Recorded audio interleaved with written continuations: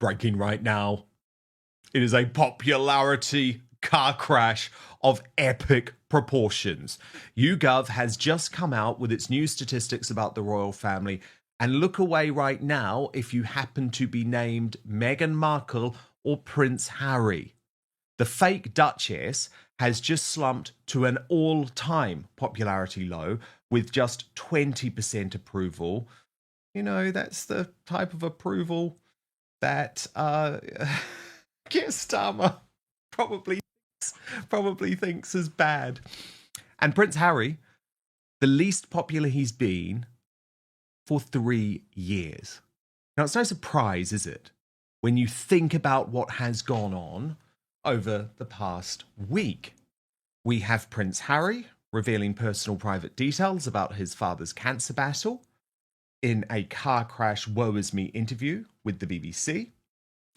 We have Meghan hosting the most embarrassing PDAs at a Beyoncé concert, thanking herself on Mother's Day, and selling a whole load of tat for a lot of money.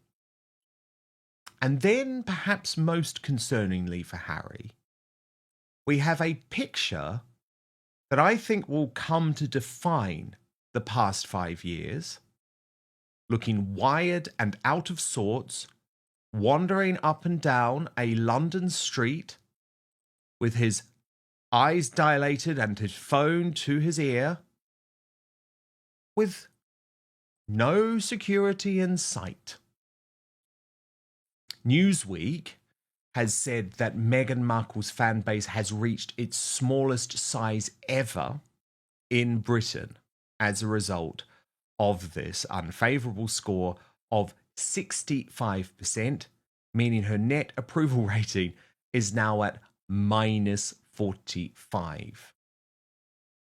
YouGov said, new YouGov data shows that favourability towards Meghan, the Duchess of Sussex, is at its lowest point since it started being tracked in 2017.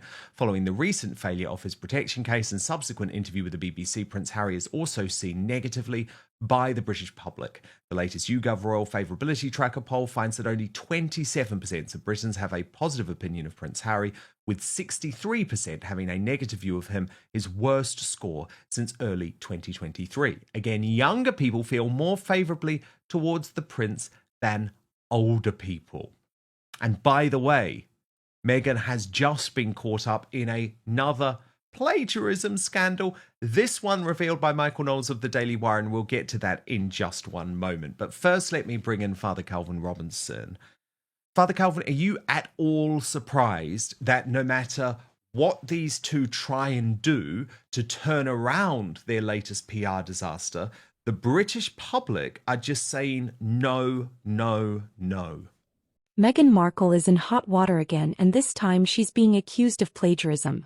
According to Dan Wooten, Meghan's new power of yet mantra, the one she's been touting as her own, actually comes from a 2014 TED Talk by Carol Dweck. And Michael Knowles is not holding back. He calls it a blatant ripoff, claiming that Meghan is trying to pass off someone else's work as her own. And let's be real, this isn't the first time Meghan's been accused of copying other people's ideas. From fashion choices that mimic Princess Diana to quotes and phrases that seem borrowed, it's a pattern of behavior that's becoming impossible to ignore. Not surprised at all. My message has been from the very beginning that they need to take a break from public life. That would solve many of their PR disasters. Yes, their ratings are shrinking because they continue to make fumbles rather, mistakes publicly, and they're attacking people and they're looking back. Just go away from public life for a bit. But they're not going to do that, Father Calvin, because they need money. And their money, and I think what's so unfortunate now, their money comes from a constant need and a constant desire to be in the spotlight. So, for example, Father Calvin, we saw they went to a Beyoncé concert over the weekend. Now, that's fine. Royals can go to concerts. But what was so unbecoming was they decided to share to the world this sort of PDA, that stands for a public display of affection, by the way, which looked so insincere. Meghan was almost like turning her face away, and the royal grift even said that she looked a little bit repulsed. But this is just behavior which cheapens the royal family, doesn't it? Given Harry remains fifth in line to the throne. Yeah, I mean, it's certainly not the first PDA we've had, but it's not a good thing. We don't want any more of it, I would say. It looks like he's leaning away to it. None of it looks very good and natural, but yeah, we don't need to see that. It's really interesting Maybe they try digging to down convince us of something that's not true. Yeah, it's really interesting digging down into these figures, Father Calvin, by the way, because I think what might surprise some people and will absolutely horrify Prince Harry has been the surging popularity, or it's happened over a long period of time, for Prince William. He, for the first time now, is the most popular member of the royal family. Harry always used to be more popular than him. Catherine, his wife, used to be more popular than him, and so was the late Queen Elizabeth II. But I guess people have seen Calvin, the way that he's dealt with the past year, which means he's had to deal with all of that incoming fire from Prince Harry at the same time as his wife suffering from cancer, being a good dad, and sort of thought, actually, we quite like this guy. Do you know what I mean? I think William's reputation has almost been enhanced by what Harry has done. And there's such an irony in that, Father Calvin, because, of course, it was the opposite of what Harry wanted. Harry thought Spare, his tell-all autobiography, which presented William as a bully and someone who was physically violent and someone who was unkind and disloyal, he thought that was going to damage Prince William's popularity. Well, at least in the UK, it's had the opposite effect. Self-awareness. In Spare, Harry comes across as a sniveling, entitled brat, and so people find empathy with the person he thinks is the antagonist, but actually I think William comes across as the protagonist, which of course he is. He is direct heir to the throne, and he is the star of the story. He is the main character. As much as Harry wants to be the main character, he will never be. He is a backup character, and that's, I suppose, where the title comes from, but that's what he has to come to grips with, really. Is Meghan running out of original ideas? Or is she just so desperate for relevance that she'll do anything to stay in the headlines? Exactly. It's not just unethical, it's pathetic. And it's further damaging her already crumbling reputation. And here's where things get truly disturbing. Prince Harry, the man who once demanded armed security in the UK, was just caught on a doorbell camera looking lost and out of it, wandering the streets of London without security. Father Calvin Robinson calls it a tragic fall from grace, comparing Harry's disoriented appearance to that of a man who's completely lost control. And the timing couldn't be worse.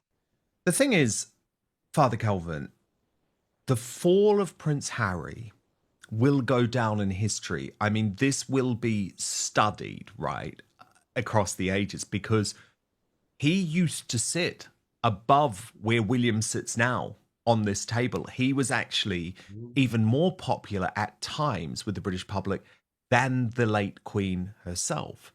And now, if we go back to that table again, he sits as the third least popular royal, far less popular than even Princess Beatrice, Princess Eugenie, and Camilla. But what's so critical with Beatrice and Eugenie, for example, and even Camilla, there's just people sort of shrugging their shoulders. They don't really dislike them. They just don't really know them. Whereas with Harry, it's so baked in now, a negative rating of 63% from the British public, with only a 27% unfavourably. And of course, it's only his wife and Prince Andrew, for very obvious reasons, even though I have some of my own views on that, which it's not the time for now. Yeah. But it's just a I guess it's a historic fall from grace. Probably the only royal who has had a similar fall from grace is the king, who abdicated and became the Duke of Windsor as a result of Wallis Simpson. It shows us that these things can change. He does have time to turn it around. If he stops publishing things and talking about his family, if he moves back to the UK and apologizes to his family and just toes the line for a while, people could come to like him again. I remember when he was younger, like, we always used to think he was a lad. Like, he was someone you'd want to have a pint with, someone who seemed quite funny. But then he started taking himself far too seriously, developed a victimhood complex, and married a succubus. And so, of course, people are turning against him. But I think it's because mostly of her. And if he returns to his family, that might change back. Yeah, it's an interesting one. I think there'd have to be a heck of a lot of groveling, a heck of a lot of groveling. Now, Father Calvin, Meghan Markle recently did her first podcast interview with Hmm. Jamie Kern Lima, and it was car crash for so many levels. People can go back and watch my full takedown of the whole thing on YouTube. But there was one particular moment from the interview involving the word yet, which has gone viral for all the wrong reasons, especially amongst the American online right, like End Wokeness on X, which posted this. I don't know what I'm doing yet.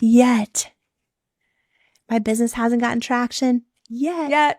No one's picked up my book proposal yet. Yes. I haven't found my soulmate yet.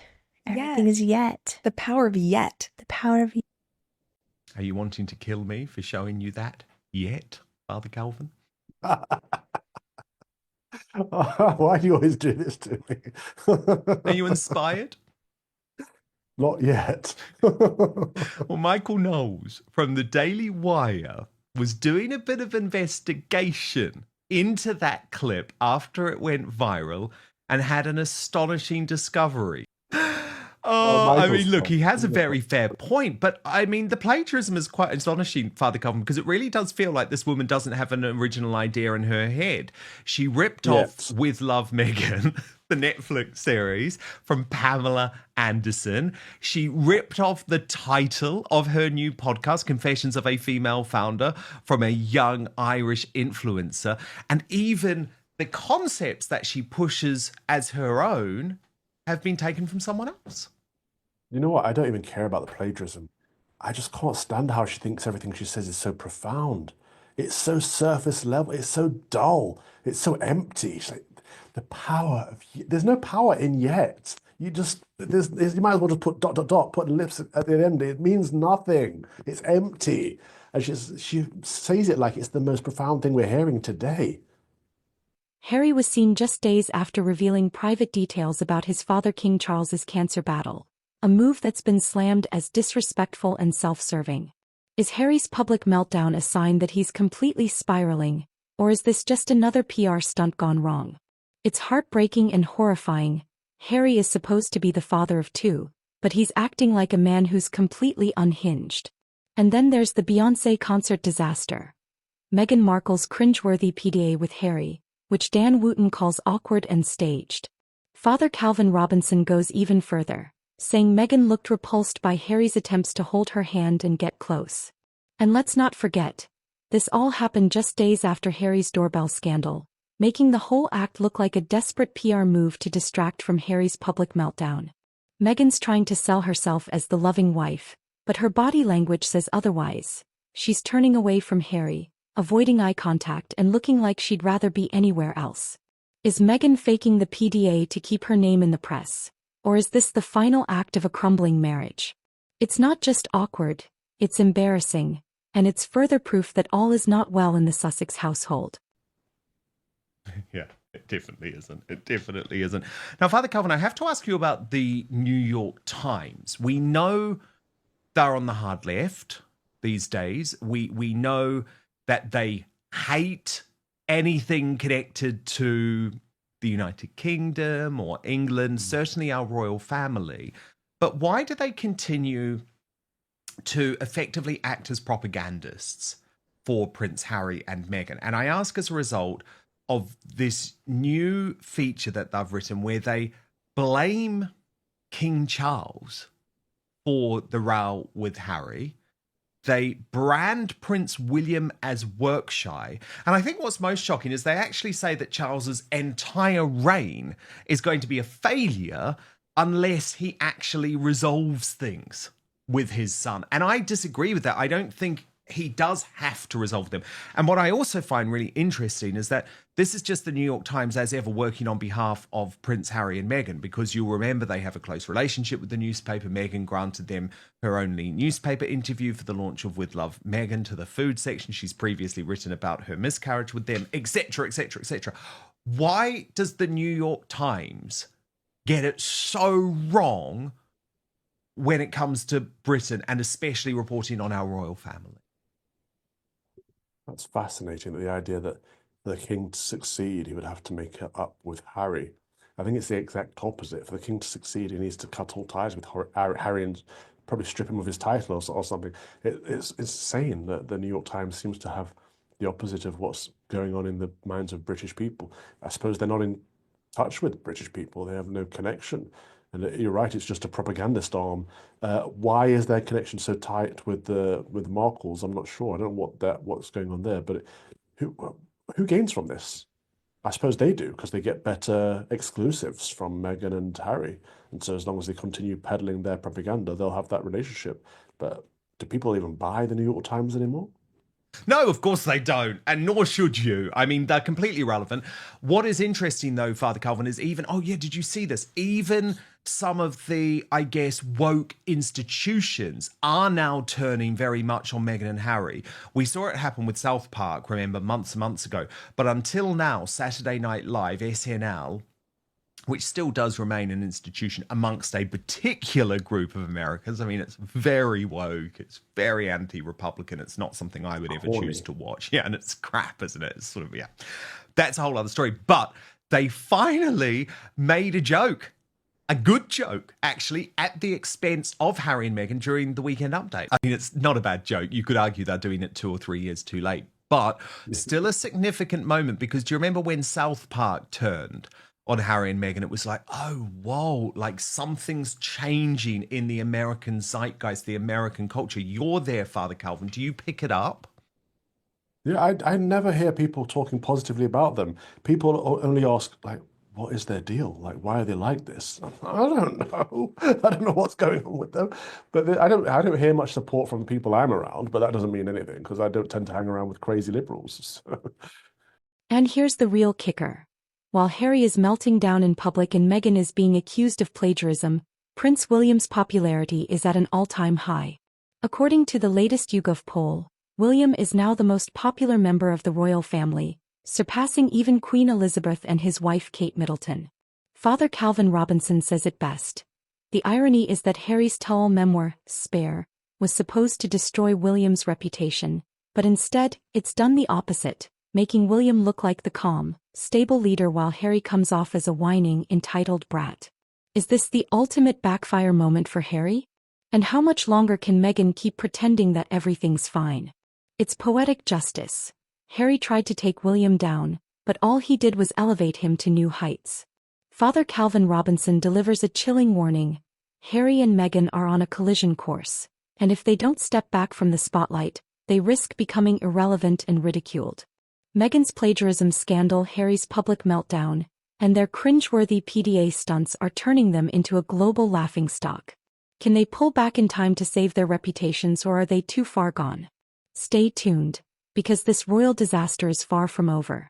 Alright, that's the explosive breakdown of Meghan's plagiarism scandal, Harry's ganja-fueled meltdown, and the Beyoncé concert PR disaster. If you think Meghan and Harry are completely unraveling, hit that like button. Subscribe for more no BS royal drama, and drop a comment below. Is Meghan using Harry's downfall to stay relevant, or are they both spiraling out of control? Let me know what you think.